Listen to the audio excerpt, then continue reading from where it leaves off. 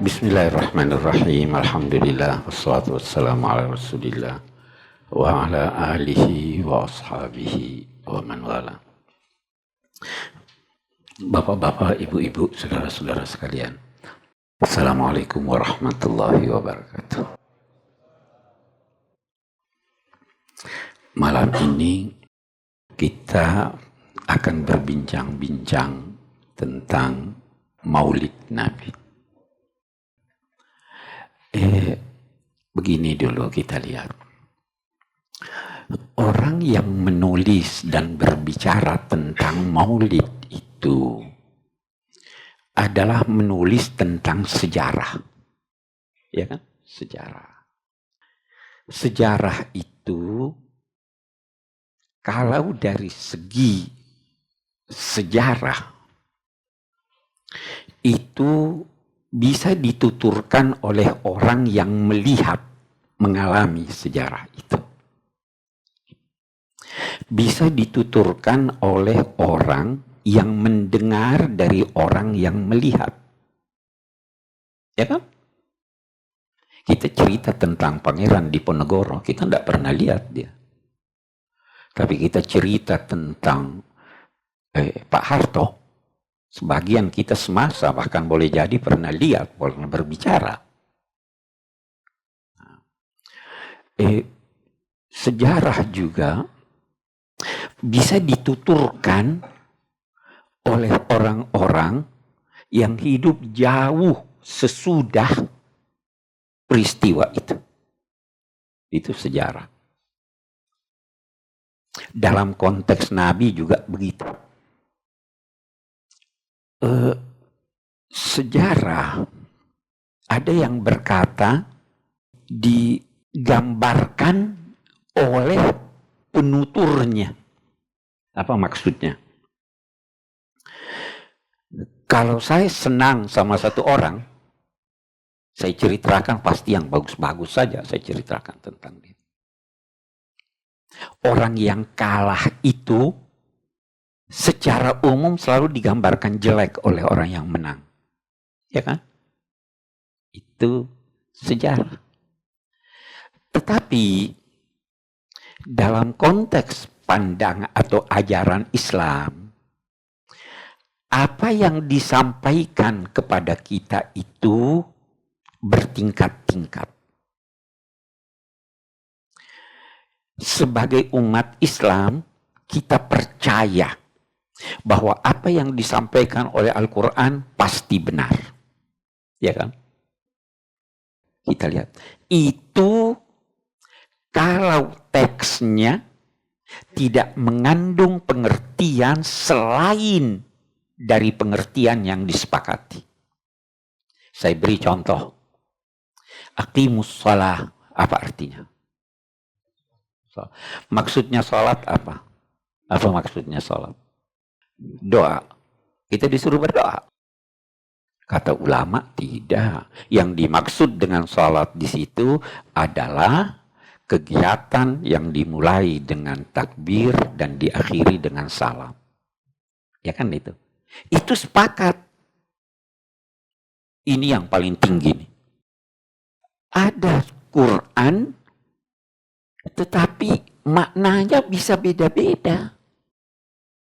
Ini lebih rendah dari itu.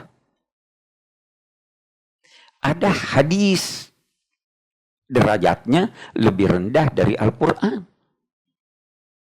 Ada lagi ucapan sahabat, lebih rendah dari ucapan Nabi.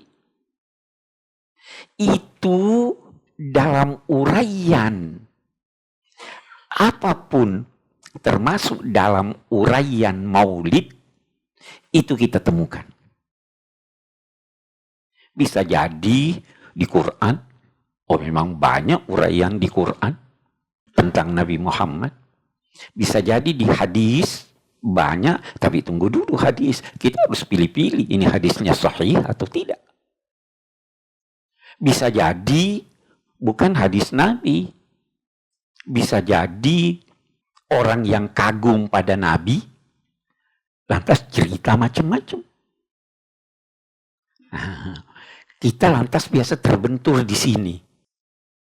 apa yang kita baca atau kita dengar, tanpa diteliti lagi ini benar atau tidak, kita sudah anggap itu kenyataannya. Jadi ini saya kembali. Saya ingin berusaha menulis sesuatu yang saya tidak mau berkata itu yang pasti benar. Tetapi berusaha menulis sesuatu yang menurut saya mendekati kebenaran. So, tentu orang lain berkata tidak. Apa tolok ukurnya? Kalau Al-Quran berkata begitu, saya terima. Kalau hadis sahih berkata begitu, saya terima.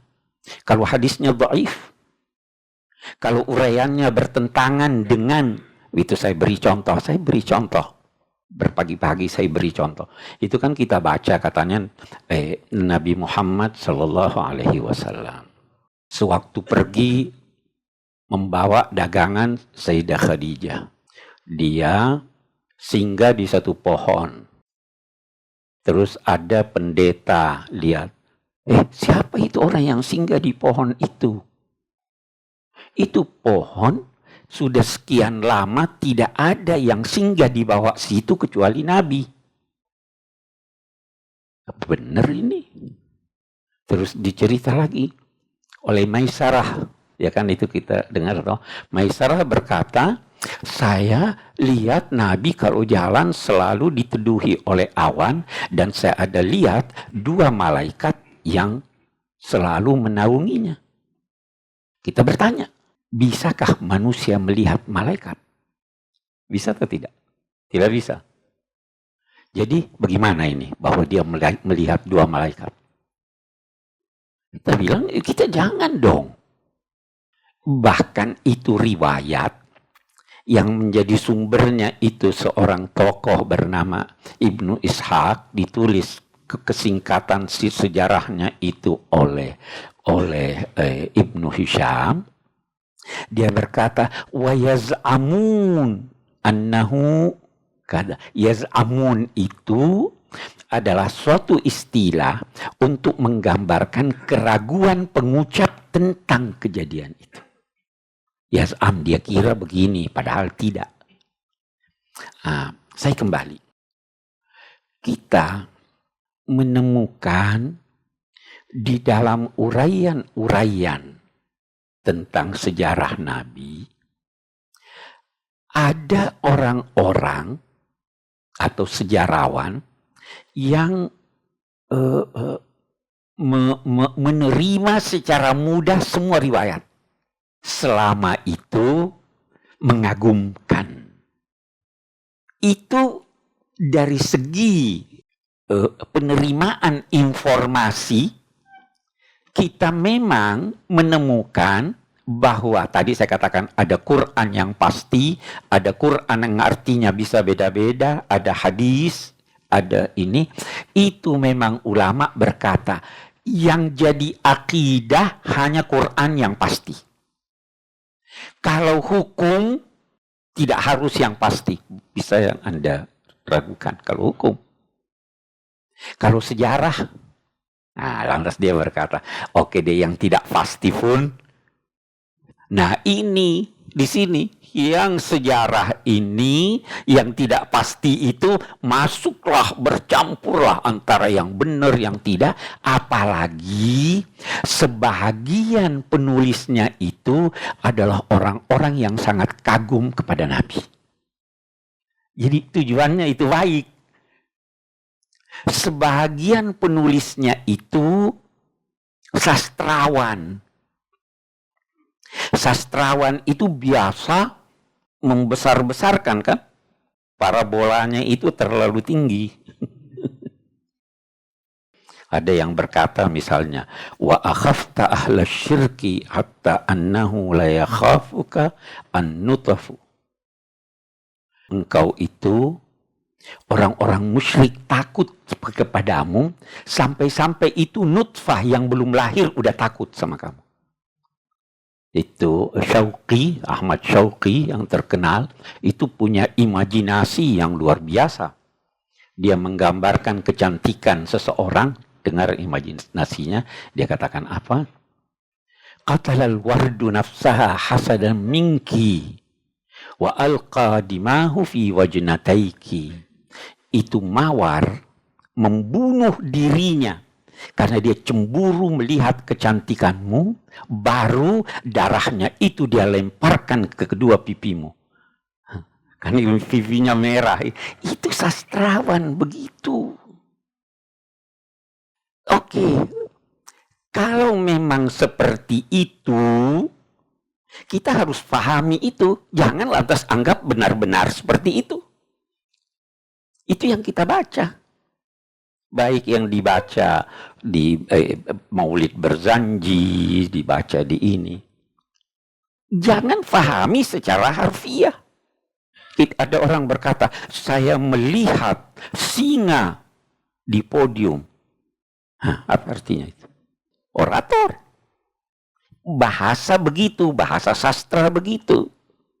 Dalam kitab-kitab ini, baik yang dibaca sehari-hari ini dan itu, ada yang terlalu melebih-lebihkan.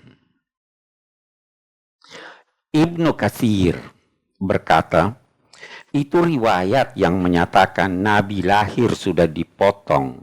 Dia punya Maqtu' as-surrah, itu tidak pantas disebut. Tidak ada dasarnya. Tapi ini kan orang kagum nih. Ditulislah itu. Wa yashubbu fil yaumi syabab as-sabi fi syahr. Itu Nabi tumbuh dalam sehari seperti tumbuhnya bayi dalam sebulan. Wah, ini Superman apa ini? Ya, tapi itu ditulis. Itu Nabi di Maulid mana lagi itu kita baca bahwa waktu lahir burung minta, mari saya yang pelihara dia. Semua minta. Itu imajinasi. Kita tidak bisa persalahkan mereka karena mereka penyair. Tetapi kita yang salah kalau kita paham memang seperti itu. Nah, ini yang saya katakan, ini kan nanti kontroversi nih. Oh, ini nggak percaya Maulid nih. Bukan kita. Iya kan? Nah, ada satu hal.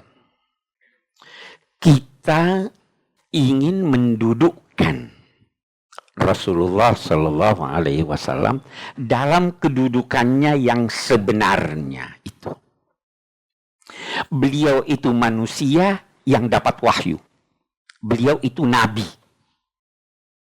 Sehingga kalau selain dari umat Islam pun percaya bahwa kalau nabi itu bisa terjadi dari dirinya hal-hal yang luar biasa, maka Anda tidak perlu menolak kalau ada hal-hal luar biasa yang terjadi pada Nabi Muhammad. Dan itu ada. Tetapi kita lihat keberadaannya itu harus kita tempatkan pada posisi yang benar. Ada Profesor Husain Mu'nis, seorang sejarawan. Dia punya tulisan banyak menyangkut sejarah. Dia itu bertanya-tanya, benar enggak Nabi itu pernah berbulan-bulan tidak menyala dia punya dapur?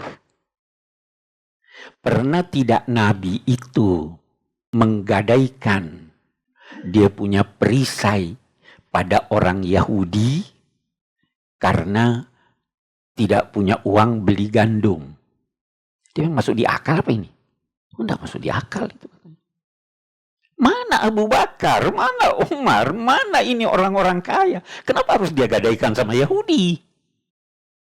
Dan kenapa dia harus gadaikan perisainya? Padahal Nabi itu adalah panglima perang, sesuatu yang paling terakhir digadaikan itu adalah senjata. Ini tidak masuk di akal katanya. Tapi itu kan yang kita baca. Kenapa itu ditonjolkan? Untuk menunjukkan bahwa Nabi itu sebenarnya orangnya sangat sederhana hidupnya. Tidak, Nabi itu Sewaktu dengan Khadijah, kaya. Setelah masa Khadijah, ada perang. Dapat faid. Dapat ghanimah. Jadi, kita tidak perlu menonjolkan itu semua. Tetapi pasti ada hal-hal yang luar biasa. Hal-hal yang luar biasa itu kalau berkaitan dengan kenabian, kita taruh di atas kepala kita. Tidak mustahil. Baik Bapak-bapak, Ibu-ibu, Assalamualaikum warahmatullahi wabarakatuh.